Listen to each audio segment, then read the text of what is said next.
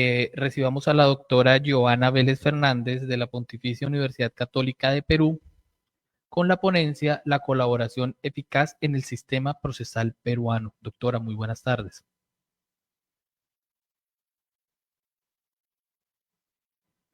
Bienvenida, doctora Giovanna Vélez Fernández, abogada por la Pontificia Universidad Católica del Perú, magíster en Gobierno y Políticas Públicas y estudios concluidos en la Maestría de Derecho Penal por la misma Casa de Estudios. Actualmente es asesora del despacho ministerial del Ministerio del Interior y es docente de Derecho Penal en la Universidad Católica Sede Sapienza. Cuenta con estudios de especialización en el Institut Barcelona, de la Universidad de Castilla-La Mancha, Toledo, España, y en el Centro de Estudios de Justicia de las Américas. Asimismo, se desempeñó como consultora legal en la Dirección General de Asuntos Criminológicos. Ha sido coordinadora de la Unidad de Análisis de Información en la Procuraduría Especializada en Delitos de Corrupción y en la Procuraduría Ad hoc para los casos derivados de Odebrecht. Asesora de la Presidencia del Consejo de Ministros, Comisión de Alto Nivel Anticorrupción, asesora del Gabinete de la Presidencia del Poder Judicial y asesora del Ministerio de Justicia y Derechos Humanos, docente y expositora en diversas instituciones. Bienvenida, doctora. Muy buenas tardes. Buenas tardes, doctora. Buenas tardes, muchas gracias a Fundes por la invitación a participar en este importante evento. Sí, doctora. Agradecidos de tenerla acá, afortunados. El auditorio es suyo, doctora. Muchas gracias. Bien, voy a compartir mi pantalla o van a pasar la diapositiva. A ver, ¿cómo? Vamos a compartir nosotros las diapositivas. Ok, perfecto.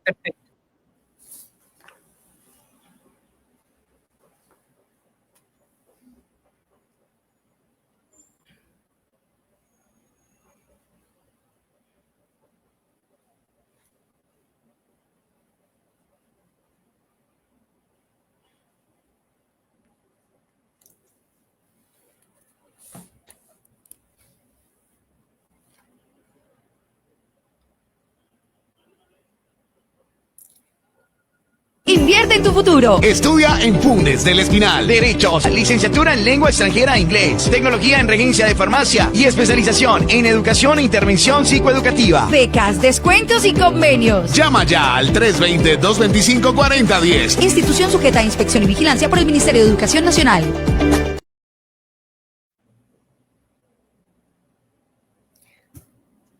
Bien. A ver.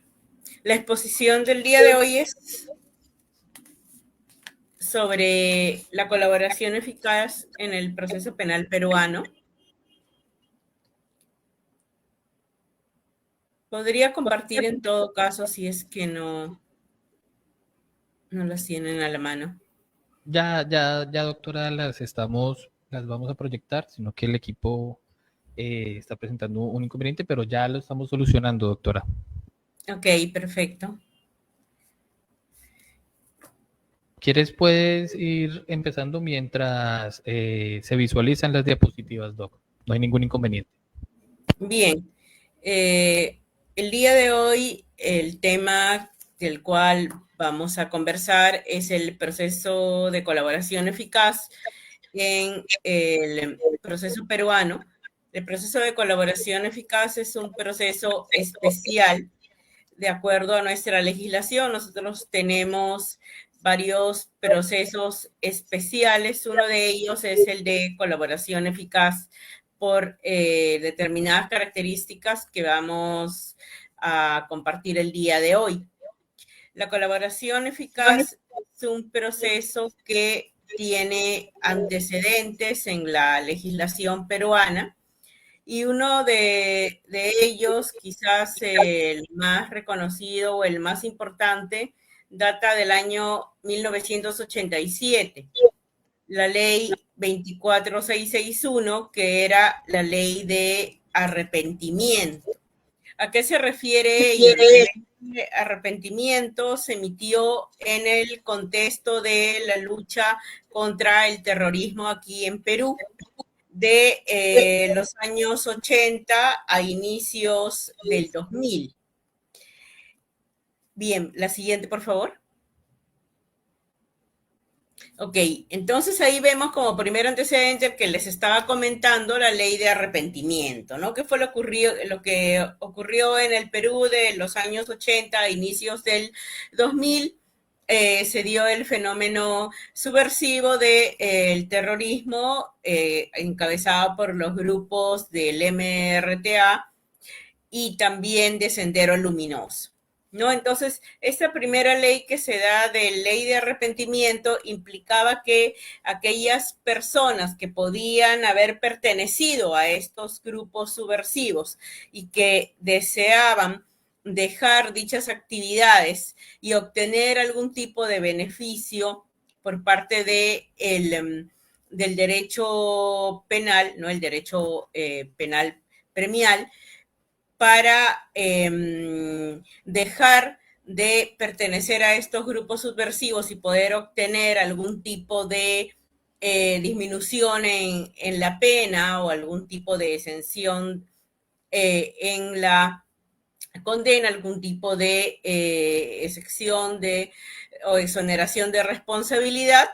A cambio de ello, tenían que brindar información a las autoridades, ¿no? Entonces, esta información que tenían que brindar era una información vinculada a otra persona que hubiese formado parte de alguno de los grupos subversivos, ¿no? Por decir, un integrante de Sendero Luminoso que ya quería dejar esas actividades, se podía acoger a la ley de arrepentimiento otorgando información que pudiese ser de utilidad para quizás capturar a otro miembro de dicha agrupación subversiva o que permitiera quizás prevenir algún atentado o desbaratar ya la estructura criminal, ¿no? Hablamos de grupos subversivos que eran grupos pues estructurados, ¿no? Con una estructura, una organización jerarquizada.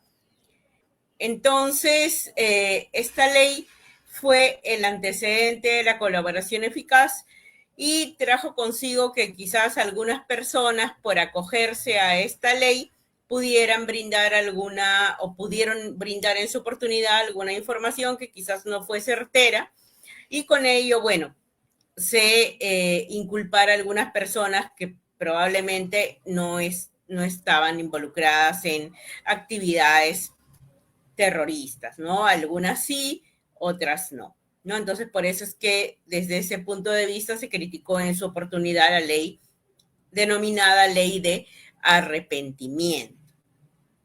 Luego, ya que terminara este contexto, este fenómeno en el Perú del terrorismo, tuvimos un segundo contexto, un hito que marcó también la historia del Perú y que se dio con la caída del régimen del expresidente Alberto Fujimori, ¿no? ¿Y qué fue lo que pasó? Que a partir del año 2000, en el que terminó su segundo gobierno, se descubrieron una serie de conductas y de delitos de corrupción de funcionarios, ¿no? Entonces, como estos delitos se habían cometido también en el marco de estructuras complejas, requerían por parte de las autoridades, digamos, de los fiscales, poder obtener información de alguna persona que hubiese pertenecido a dicha organización, ¿no? Que hubiera estado vinculada a la comisión de estos ilícitos, ¿no? De hecho, el Vladivideo, ¿no? Así como se le denomina a un video que fue entregado a las autoridades, en el cual se podía observar al ex asesor presidencial Vladimiro Montesinos entregar dinero a un ex congresista, ¿no? El congresista Curi, fue lo que marcó la caída del régimen del entonces presidente Alberto Fujimori. Y lo que se conoce es que este video, denominado Vladivideo, habría sido entregado por Matilde Pinchi Pinchi, que fue una persona muy cercana al régimen fujimorista, ¿no? Entonces, ella entregó también, además del Vladivideo, otra información que sirvió para poder desbaratar la organización, ¿no? Y que trajo consigo la caída incluso del gobierno a cambio de poder obtener determinados beneficios. En esa línea, ¿no? Y en ese contexto es que se da el segundo antecedente de la colaboración eficaz, y que vendría a ser la ley 27378, ¿no? Por eso es que les comento estos antecedentes, porque si ustedes ven, la ley de arrepentimiento se dio en el año 87, cuando estábamos todavía bajo el fenómeno o el contexto del terrorismo en el Perú, y la segunda ley de colaboración eficaz se dio en el año 2000, ¿no? Cuando ya se dio el fin al régimen del expresidente Alberto Fujimori, ¿no? Y ahí es cuando tenemos esta ley, que es la 27378. Esta ley también tuvo sus reglamentos, ¿no? Y fue modificada en algunas ocasiones, pero debemos considerar que cuando se emitió esta ley, la primera ley de colaboración eficaz, que permitió justamente obtener información de primera fuente para poder investigar y sancionar aquellos delitos de corrupción derivados de la década de los 90, inicios del año 2000, en ese contexto aún no estaba vigente el Código Procesal Penal, ya que se emitió en el año 2004, ¿no? Bajo la reforma. Entonces fue una ley especial que se emitió para poder ejercer justamente y aplicar el derecho penal premial. Por eso es que aquí no se dice que en este caso, ¿no? Especialmente en esta segunda ley, en la 27378, estaba dirigida a quienes habían participado básicamente en delitos contra la administración pública y que pudieran ofrecer una información eficaz, ¿no? Entonces, estos son los antecedentes más importantes del proceso de colaboración eficaz, tal como lo conocemos en la actualidad y que está ya en el Código Procesal Penal peruano, ¿no? Bajo, luego ya de la reforma. Tenemos que esos antecedentes, bueno, fueron los primeros hitos de este proceso especial de colaboración eficaz. El proceso de colaboración eficaz está regulado actualmente, ¿no? En el Código del 2004, denominado Nuevo Código Procesal Penal, aunque ya, bueno, no es nuevo porque han pasado 20 años desde su dación, pero se implementó progresivamente, ¿no? Entonces, tenemos regulado ya actualmente el proceso especial de colaboración eficaz de los artículos 472 al 481. Y los principios que tiene este proceso especial son el principio de utilidad, ¿no? Es importante que la información que se obtenga a través de la colaboración eficaz sea una información útil, relevante. El beneficio premial se otorga en función a la eficacia y veracidad de la información brindada. Los beneficios se otorgan una sola vez y están sujetos al estricto cumplimiento de ciertas reglas y condiciones, ¿no? Esa es la siguiente diapositiva. Ok, la siguiente. Bien, también tenemos como principios que, bueno, debe de ser voluntario, ¿no? Entonces se requiere una voluntad expresa del imputado de querer acogerse a este proceso de colaboración eficaz. También puede iniciarse, ¿no? Y ahí se habla de una aplicación amplia, porque puede iniciarse con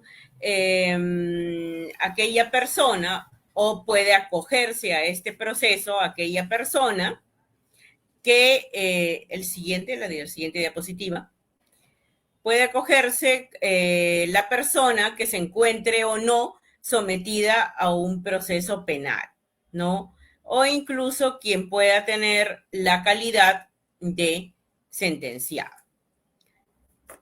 La siguiente, por favor. Sí, la siguiente.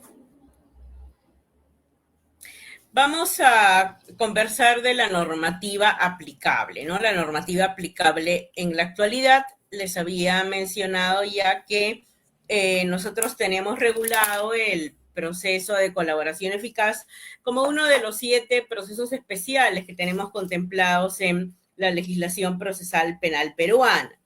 Siguiente. Y está regulado de los artículos 472 hasta el artículo 481A, ¿no? Entonces, ¿qué entendemos o qué se entiende por un proceso de colaboración eficaz? Un proceso de colaboración eficaz es un proceso especial, es autónomo y no contradictorio, ¿no? Que está fundamentado en el consenso entre las partes y la justicia penal negociada. Su objetivo principal, entonces, es la persecución eficaz de la delincuencia, permitiendo que un colaborador brinde una información crucial, ¿no? Entonces, habíamos dicho cuando comentaba sobre los antecedentes que la colaboración eficaz, ¿no? Ya bajo la ley de arrepentimiento en la época de terrorismo, o ya denominado colaboración eficaz, para poder servir de herramienta contra la corrupción, ¿no? En ambos casos ayudó para poder desbaratar organizaciones criminales y poder luchar de manera eficaz contra la delincuencia, ¿no? Especialmente contra aquellos casos en los cuales se habían cometido delitos complejos, ¿no? Entonces, sí, es una herramienta que ha permitido lograr importantes investigaciones y sanciones también. Tenemos que busca evitar la comisión de delitos de especial connotación y gravedad, ¿no? Efectivamente, si es que el colaborador puede brindar una información oportuna y que permita prevenir o evitar la comisión de futuros delitos, va a ser una información útil a la investigación. Identificación también de líderes criminales. Claro, la colaboración permite, ¿no? En la medida que es una persona, o sea, el colaborador suele ser alguien que pertenece a la organización criminal y que da información de utilidad oportuna y pertinente, ha permitido, sí, en varios casos emblemáticos, identificar a líderes criminales y facilitar incluso la detención de aquellos, ¿no? El descubrimiento financiero y logístico, ¿no? Descubrir aspectos sustantivos de las fuentes de financiamiento y aprovisionamiento, así como los instrumentos, efectos, ganancias y bienes delictivos de notoria importancia para la organización. Claro, en tanto que estamos hablando de organizaciones criminales y delitos complejos, es importante también poder identificar de dónde esas organizaciones obtienen los recursos, ¿no? Cuáles son sus fuentes de financiamiento. Y esa información también se ha podido obtener en varios casos emblemáticos a través de la colaboración eficaz. La siguiente, por favor. Ok.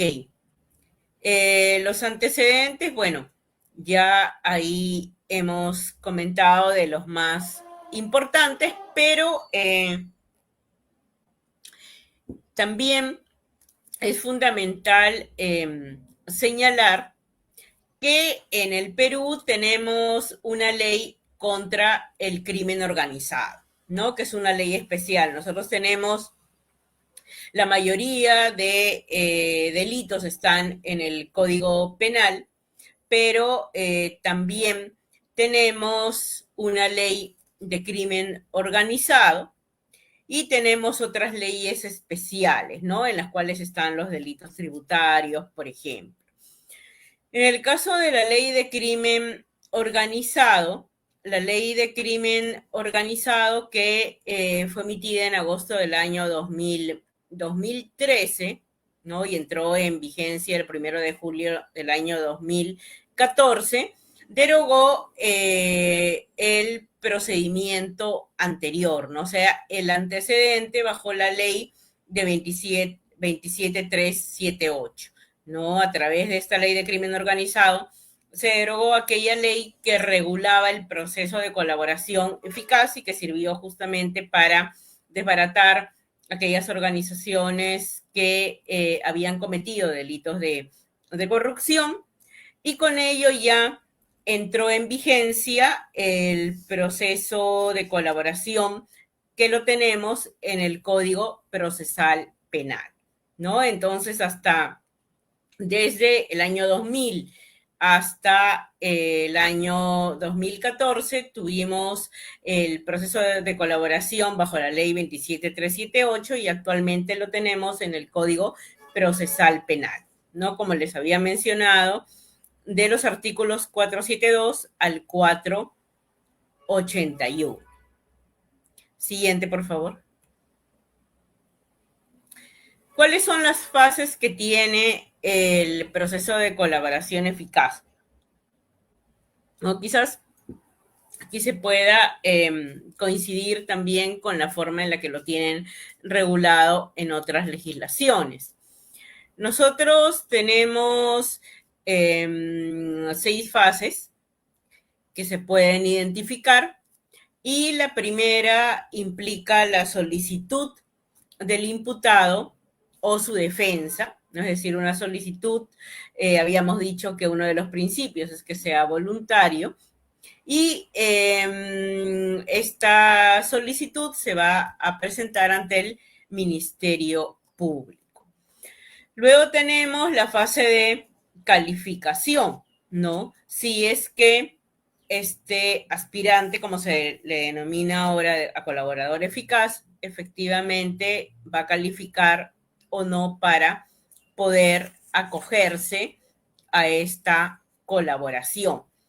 Tenemos la fase de corroboración, en la cual ya el Ministerio Público va a corroborar si es que la información que se va a brindar va a ser una información oportuna, útil, si es que va a servir para la investigación que está realizando, ¿no? Si eso es así, entonces, bueno, tenemos la fase de celebración del acuerdo, la fase ya en la cual se van a acordar los beneficios, la fase de control y decisión jurisdiccional, ¿no? Porque si bien es cierto, es un proceso que inicia con el Ministerio Público, el imputado y su defensa. Sin embargo, este acuerdo de colaboración tiene que pasar el filtro de el control jurisdiccional,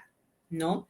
Una vez que ello ocurre, ¿no? Y que se da mediante una audiencia privada y especial, entonces ya podríamos hablar propiamente de un colaborador eficaz, ¿no? Porque hasta antes de esa formalidad podríamos mencionar que se trataría de un aspirante a colaborador. Siguiente, por favor. Ok. Bien, vamos en esta parte, a referirnos a algunas situaciones advertidas luego de modificaciones que se han ido dando al proceso de colaboración eficaz, ¿no? Y podríamos mencionar allí dos normas que han marcado hitos importantes respecto a el proceso de colaboración, ¿no? Y tenemos aquí, siguiente por favor, una de ellas es el decreto legislativo 1301. ¿Cuáles fueron las modificaciones introducidas al proceso de colaboración eficaz? ¿No? Tenemos algunas, claro, que fueron positivas, como por ejemplo la autonomía del procedimiento, que ya ayudó a poder identificar un poco las fases que hemos mencionado. Luego también mayor sistematización en cada una de las etapas de la colaboración eficaz, ¿no? El control por parte del Ministerio Público, ¿no? Control del cumplimiento de las obligaciones del colaborador, ¿no? Que corresponden a la Fiscalía. Y luego tenemos otras modificaciones que se dieron mediante la ley 30737 del 2018. ¿No? La siguiente, por favor. No sé, ahí está. Sí. A través de la ley 30737 que se emitió en el año 2018, también se introdujo a la legislación procesal penal importantes modificaciones referidas al proceso de colaboración eficaz, ¿no? ¿Y por qué es importante resaltar esta norma y atender también al año en el que se emitió, ¿no? Como hemos podido advertir desde el inicio de esta ponencia, la colaboración eficaz desde la ley de arrepentimiento hasta la actualidad ha tenido modificaciones muy vinculadas al contexto social, a la coyuntura política que se ha estado viviendo en el Perú a lo largo de estos años. Y el año 2018 también, ¿no? El 17 y el 18 han marcado hitos importantes en nuestra democracia. Ello y en el contexto social y político del Perú. ¿Por qué? Porque en el año 2017 se descubrió, salió a la luz el caso conocido como Odebrecht, ¿no? Odebrecht o Lavallato, que, bueno, es un caso emblemático de un sistema de corrupción, especialmente en el caso de funcionarios públicos a través de una serie de sobornos que se dieron por parte de esta empresa con el objetivo de obtener licitaciones públicas. Este caso que se dio a conocer, o digamos se destapó en el Perú en el año 2017, tuvo como consecuencia una serie de modificaciones tanto en la legislación penal como en la legislación procesal penal, ¿no? Y por eso es que entre el año 2017 y 2018 se emitieron una serie de normas vinculadas a cómo poder investigar y sancionar aquellos casos que se habían dado bajo el supuesto de corrupción por la empresa Odebrecht, ¿no? Entonces, a partir de esos años se dan una serie de normas, como por ejemplo responsabilidad de las personas jurídicas, y una de ellas también es esta norma, la 3737, que introdujo cambios al proceso de colaboración eficaz, ¿no? Una de ellas, quizás la más importante, es referido a que la persona jurídica también puede acogerse a la colaboración eficaz. Y es que hasta antes de esta modificatoria y del caso Odebrecht, se había dado procesos de colaboración eficaz con personas naturales, pero no con personas jurídicas, ¿no? Y por eso es que, si bien es cierto, en la legislación antes de esta norma se hablaba que, o se establecía que podía acogerse una persona, había dudas respecto a si se limitaba únicamente a la persona natural o también podía comprenderse a la persona jurídica, ¿no? Entonces, para aclarar estas dudas, se emitió esta norma y se estableció expresamente que la colaboración eficaz comprende tanto a la persona natural como a la persona jurídica. Eso también tuvo como consecuencia que se estableciera a que, si es que se puede acoger, o ya se podía acoger una persona jurídica, a qué delitos se iba a aplicar la colaboración eficaz cuando se trataba de personas jurídicas, porque ya estaba establecido para personas naturales, ¿no? Pero era importante señalar, en el caso que el colaborador fuese una persona jurídica, a qué delitos se podía aplicar este proceso, ¿no? Y se estableció una serie de delitos referidos a corrupción, por ejemplo, a lavado de activos, a delitos aduaneros, delitos tributarios, también a algunos supuestos de terrorismo, financiamiento al terrorismo, y aquellos, bueno, que están comprendidos en el artículo 1, como lo dice ahí, de la Ley de Responsabilidad de Personas Jurídicas, ¿no? Que son, en buena cuenta, los que les he ido mencionando.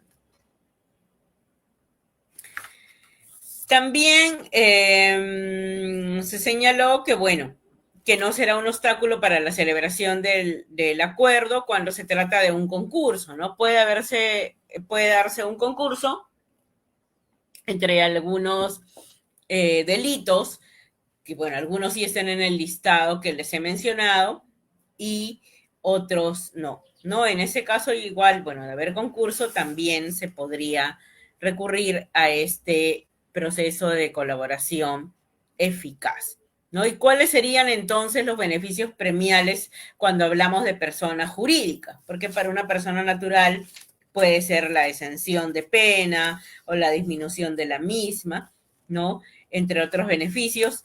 Pero en el caso de personas jurídicas, también mediante esta norma se señaló expresamente que los beneficios van a considerar también la eficacia, la importancia de la colaboración y podría ser exención de medidas administrativas aplicables, ¿no?, a las personas jurídicas, como por ejemplo la disolución, el cierre de la empresa, ¿no? Entonces sería la exención de esta aplicación de estas medidas a la remisión de la medida para la persona jurídica que le esté cumpliendo y otros beneficios establecidos en normas especiales, ¿no? Entonces la ley anterior básicamente se refería a, y la novedad que trajo fue introducir expresamente la posibilidad de acogimiento por parte de la persona jurídica y las reglas que ya se establecerían en caso ello ocurriera, ¿no? Como los delitos y cuáles serían los beneficios premiales para la misma. Y finalmente tenemos las modificaciones que se dieron a 3 artículos en particular, ¿no?, del proceso de colaboración eficaz mediante la ley 31.990. Y en ese caso, uno de las principales modificaciones se refirió a, o está vinculada a el plazo, ¿no? El plazo máximo para la celebración del acuerdo de beneficios y colaboración eficaz, ¿no? Es decir, desde que el solicitante presenta su solicitud, valga la redundancia, hasta que realmente se celebra el acuerdo, ¿no? Y este plazo se ha establecido en 8 meses, con una prórroga que podría darle el Ministerio Público, de acuerdo al caso, de 4 meses más, ¿no? Y en el caso de crimen organizado, podría prorrogarse hasta 8 meses adicionales, ¿no? Entonces, esa es una importante modificatoria porque hasta antes de esta ley no había un plazo, ¿no? Lo cual también generaba críticas por algún sector de la doctrina y también de los abogados defensores, en el sentido que estos procesos de colaboración podían durar años, ¿no? Incluso llegar a la fase de juicio oral y no tener un acuerdo cerrado, ¿no? Con lo cual no estaríamos hablando propiamente de un colaborador, sino de un aspirante, ¿no? Y esa es otra también de las modificaciones, que ahora ya no se menciona, no se establece o no se habla de un colaborador, sino de un aspirante a colaborador.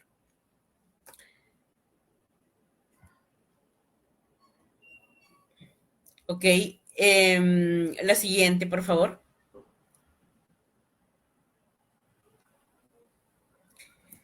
Y ahí tenemos, bueno, como modificaciones importantes, también la eficacia de las diligencias de corroboración, ¿no? Debe de cautelar si el fiscal, bueno, la identidad del declarante. Luego también tenemos que el fiscal, conforme al artículo 65, decide si aporta el testimonio del colaborador a juicio, y de ser así, bueno, tendría que reservar su identidad, ¿no? Y finalmente, si podemos ir a la diapositiva 15. Ok. Como les mencioné, estas modificaciones que se han ido dando, bueno, las recientes al proceso de colaboración eficaz también están referidas a las personas jurídicas, ¿no? Entonces, la colaboración eficaz sí ha servido o ha sido una herramienta útil para desbaratar organizaciones complejas, ¿no?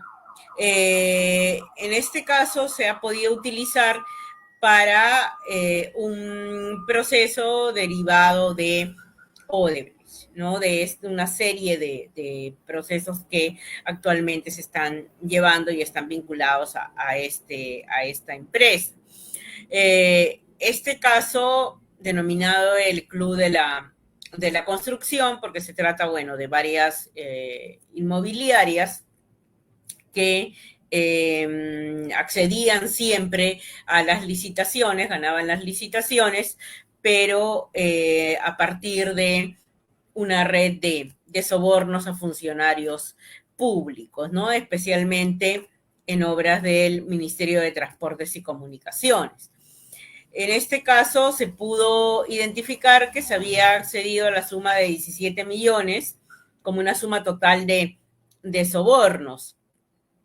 Y las empresas vinculadas a este caso teníamos, bueno, importantes inmobiliarias, algunas de las cuales ya han sido disueltas, como Graña Montero, OA, Sobrainsa, OIXA, entre otras, ¿no? Siguiente, por favor. En este caso, se pudo obtener valiosa información, ¿no? Por ejemplo, para obtener la ruta del dinero, mapear las cuentas bancarias y poder identificar a los presuntos responsables a través de la colaboración eficaz. La siguiente, por favor. ¿No? Como podemos ver ahí en el gráfico, ¿no? Entonces, la colaboración eficaz en este caso importante, denominado Club de la Construcción, sirvió como una técnica especial de investigación que permitió a la Fiscalía obtener data importante que permitiera identificar el modus operandi, ¿no? Cómo es que habían ingresado estos sobornos y hacia dónde había ido el dinero, ¿no? La ruta del dinero, y poder identificar también a los presuntos responsables, ¿no? Con lo cual poder emitir las sanciones correspondientes.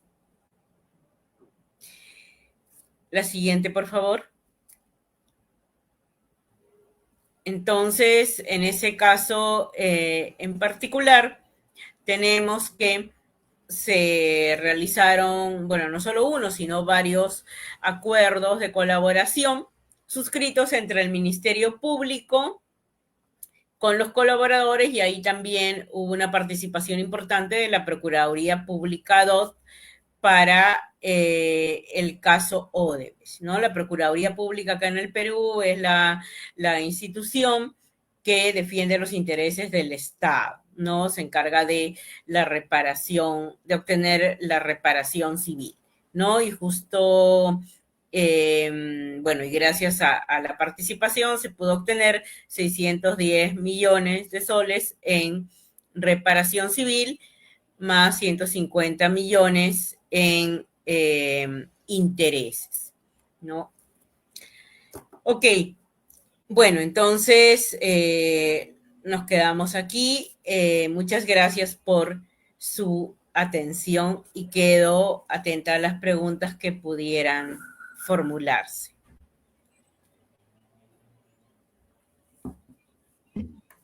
Doctora.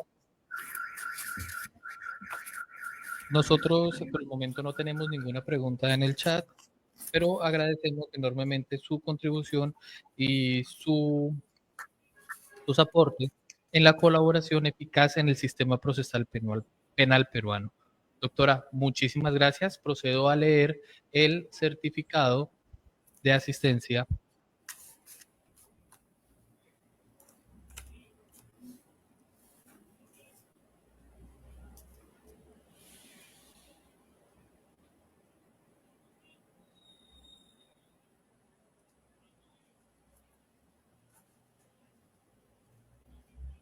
El cual dice: otorgo el presente certificado a Joana Vélez Fernández por su participación como ponente en el tercer Congreso Internacional de Derecho Procesal Penal y segundo Congreso Interdisciplinar de Derecho realizado el día 5 de noviembre, la ponencia de la colaboración eficaz en el sistema procesal peruano.